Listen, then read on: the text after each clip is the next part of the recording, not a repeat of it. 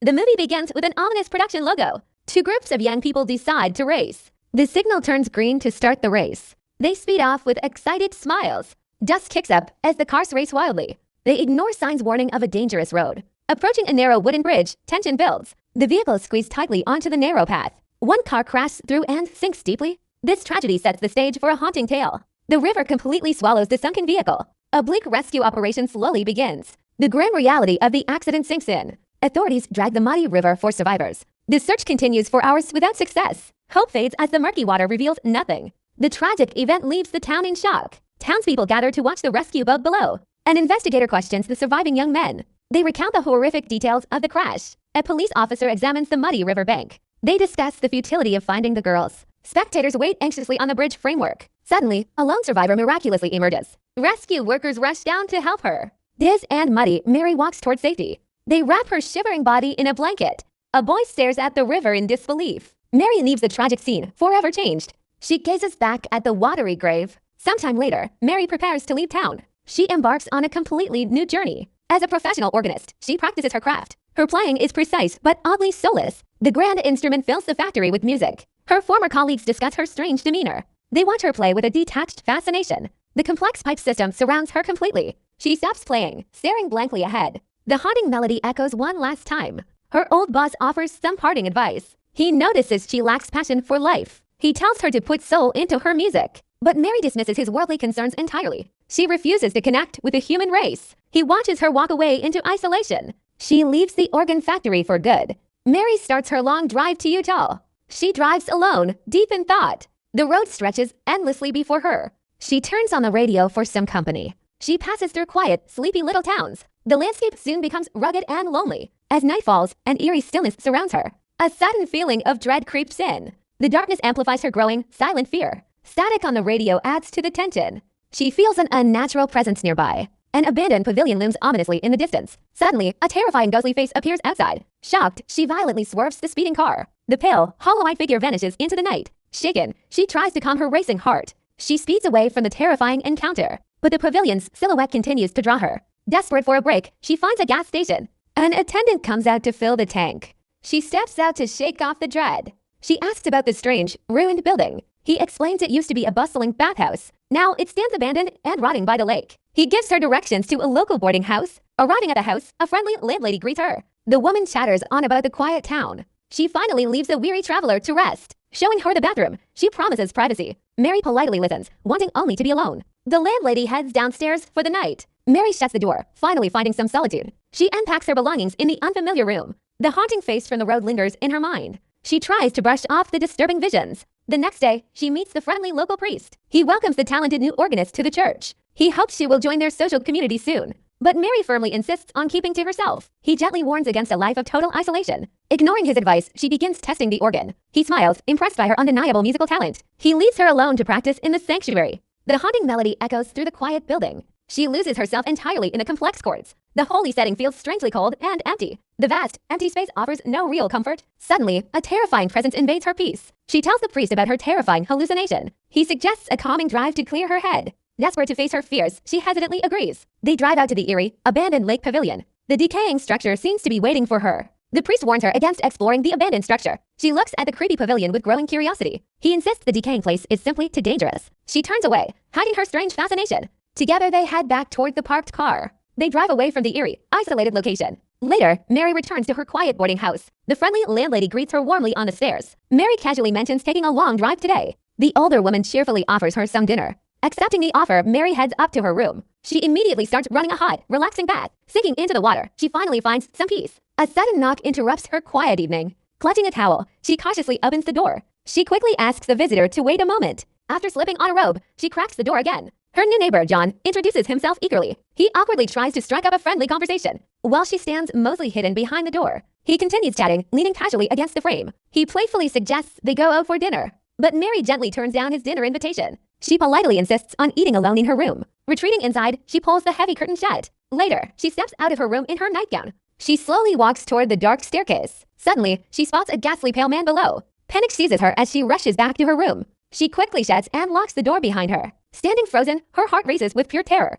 Mustering courage, she peeks out into the hallway. The landlady arrives with her promised dinner tray. Mary lets her in, looking visibly shaken. She immediately asks about the strange man downstairs. The landlady looks entirely confused by the question. She insists no one else is in the house tonight, dismissing the terrifying vision as mere imagination. She prepares to leave Mary alone with her fears. The older woman heads back down the stairs, and troubled. Mary is left standing alone, deeply unsettled. She nervously sips her coffee, unable to relax. Later that night, sleep completely evades her. She sits up, haunted by the chilling encounter. Getting out of bed, she gazes out the window. The distant pavilion stands ominously in the dark. Morning breaks, bringing a loud knock at her door. Exhausted, Mary forces herself out of bed. She puts on her robe to answer the door. John barges in, cheerfully bringing a coffee pot. He happily insists on sharing a morning cup. He makes himself completely at home on her couch. He babbles continuously to keep her attention. Mary sits quietly, enduring his relentless chatter. He then pulls out a small liquor flask, offering to spike their morning coffee for fun. She firmly declines the wildly inappropriate offer. He continues talking, unfazed by her coldness. She looks away, clearly wanting him to leave.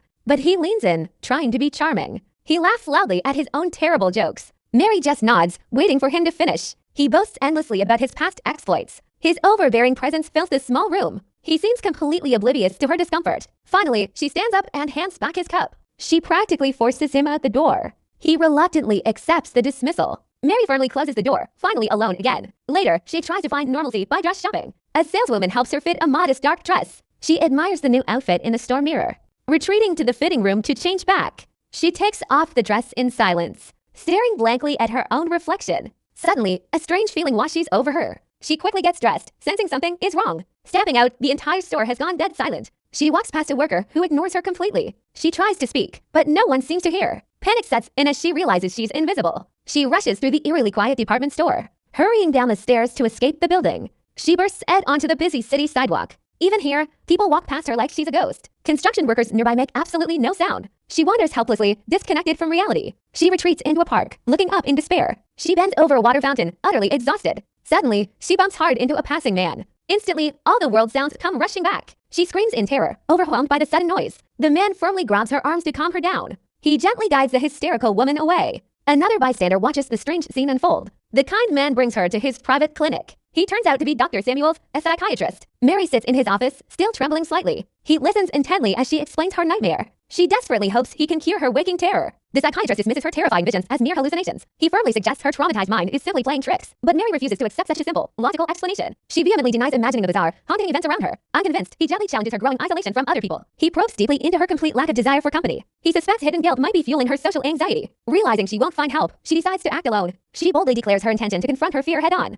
The doctor watches with concern as her resolve visibly hardens. She knows she must finally face the source of her trauma. Leaving the clinic, she prepares for a very difficult journey. Despite his warnings, she is drawn back to the desolate place. He realizes he cannot stop her from seeking the harsh truth. She drives steadily toward the abandoned, eerie outer town limits. The old amusement park stands silent and forgotten by time. Pushing past broken fences, she enters the decaying carnival grounds. A profound emptiness hangs heavily over the once joyful place. The vast, silent structures offer no comfort to her anxious mind. She wanders tentatively through the hollow remnants of old rides. Every creaking floorboard amplifies her growing sense of deep dread. The shadows seem to stretch endlessly in the gloomy space. She searches desperately for any sign of her mysterious stalker. Sunlight offers no warmth in this chilling, abandoned environment. The faded colors mock the dark reality she is currently experiencing. She feels utterly exposed, like prey trapped in an empty cage. Hesitantly, she pushes open the heavy doors to a large pavilion. The dusty air inside feels oppressive and thick with hidden secrets. She cautiously explores the sprawling, silent expanse of the hall. Ruined decorations litter the vast floor of the forgotten ballroom. Faded chandeliers hang lifelessly from the high, cavernous ceiling above. The massive emptiness makes her feel incredibly small and entirely alone. Finding no answers, she decides to leave the unsettling building. She gazes out over the water, seeking a brief moment of peace. But a lingering sense of unease closely follows her every step. Returning to town, she desperately hopes to resume a normal life. A friendly local attempts to finally draw her out of her shell. He casually suggests spending the evening together to lift her spirits. Reluctantly, she agrees, wanting to feel grounded in reality again. She heads upstairs to prepare, hiding her lingering, profound trauma.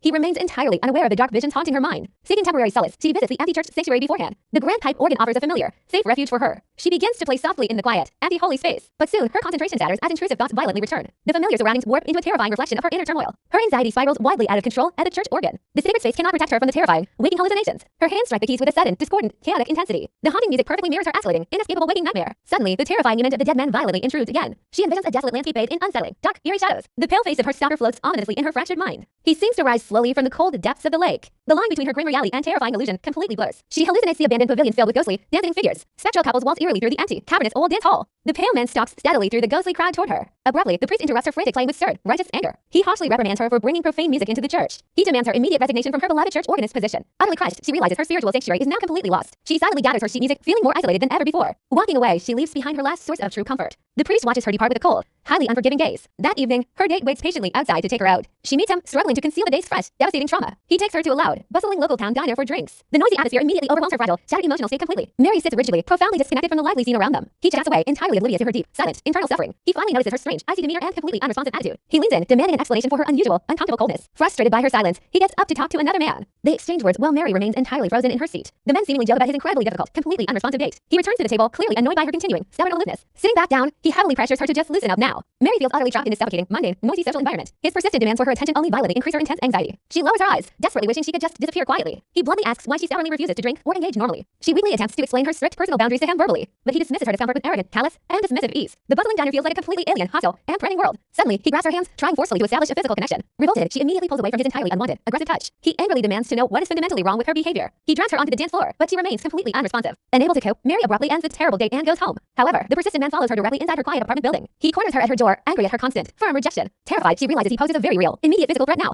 She firmly demands that he leave her home right this very instant. Defeated and humiliated, he finally turns to walk out the open door. Alone again, she stares into the mirror, feeling deeply, profoundly shaken. Suddenly, the dead man's terrifying reflection appears menacingly right behind her. His ominous presence seems to suddenly fill the entire small, quiet room. But it's the real man who suddenly grabs her from behind aggressively. She screams in absolute horror as a terrifying, inescapable nightmare fully feeling unsettled. She hurriedly packs her belongings. The dark house no longer feels safe. Downstairs, the landlady expresses her deep concerns. A doctor arrives to discuss the strange situation. They debate her increasingly erratic and isolated behavior. The landlady insists something is terribly wrong. Her fear of the young woman grows evident. The doctor tries to understand the mysterious circumstances. He wonders if her mind is simply breaking. Glancing upstairs, they sense an ominous change. Determined to escape, she grabs her packed suitcases. She makes her way down the creaking stairs. The stern landlady intercepts her near the exit. A brief argument solidifies her decision to leave. Hoping for a fresh start, she drives away. She passes through the quiet suburban streets. The bustling town offers a brief, fleeting distraction. Her car struggles, forcing her into a garage. A mechanic approaches to assess the mysterious problem. She waits nervously as he begins his inspection. The mechanic explains the needed transmission repairs. Sitting in the car, a deep fatigue sets in. He slowly raises the vehicle on the hydraulic lift. The quiet garage feels strangely isolating and cold. Closing her eyes, she tries to find peace. Suddenly, an unsettling feeling creeps over her. The mechanic continues working oblivious to her panic. He turns a valve beneath the rusty undercarriage. She stares into the mirror, completely terrified. Abandoning her car, she sprints down the sidewalk. She desperately seeks refuge in a bus depot. Rushing inside, she hopes to flee the town. The busy station is filled with moving strangers. She urgently requests a ticket from the clerk. Bizarrely, the man completely ignores her existence. Even the nearby passengers act like she is invisible. A loudspeaker announces the next departing bus. She sprints across the vast waiting room hall. Dashing down the platform, she spots her escape. But horrifying pale figures occupy the bus seats. Terrified, she immediately turns and runs away again. The empty station provides no safety from the nightmare. Her panic intensifies as she flees the depot. A locked metal gate blocks her only path. Exhausted, she leans against a wall in despair. She begs a passing police officer for help, but he drives past as if she is a ghost. She wanders alone through the uncaring, silent city. The world around her continues completely undisturbed. Retreating to a park, she touches a tree branch. The dappled sunlight offers a brief moment of clarity, yet her soul still feels entirely disconnected. Seeking answers, she pleads with a local doctor. She describes the terrifying isolation she experiences. He listens sympathetically but cannot offer a cure. Returning to the garage, her car is finally ready. She drives out of the unwelcoming town limits. The mechanic watches her leave, sensing something amiss. She heads toward the desolate Solitaire pavilion. The decaying wooden structure looks incredibly ominous. She wanders through the massive, empty courtyard. The silence here perfectly matches her inner void. Inside, the dark shadows hide unseen terrors. She stares out across the vast, bleak salt flats. Only decaying wooden pilings remain in the distance. Suddenly, the pale man emerges from the dark water. She freezes as true horror washes over her. A ghostly waltz begins in the ruined ballroom. The dead elegantly dance across the dusty floor. She watches the macabre celebration unfold before her. Realizing their intent, she turns to flee the hall. She runs frantically through the dark, endless corridors, but she finds herself ensnared in their morbid dance. A pale woman stares at her with dead eyes. The sinister man smiles as he claims her soul. Breaking free, she sprints away in absolute terror. The dark passageways offer no real escape route. The ghouls pursue her relentlessly through the shadows. One terrifying figure blocks her path around a pillar. She scrambles beneath the massive wooden pilings outside. Stumbling in the sand, the nightmare finally consumes her. Sometime later, authorities investigate the mysterious disappearance. A lonely trail of footprints abruptly ends in the sand. The grim priest senses the true tragedy here. The abandoned pavilion guards its dark secrets well. Meanwhile, a search boat drags the nearby river. A tow truck slowly pulls a sunken vehicle ashore. Her lifeless body remains trapped inside the muddy car. The tragic realization is she never actually survived.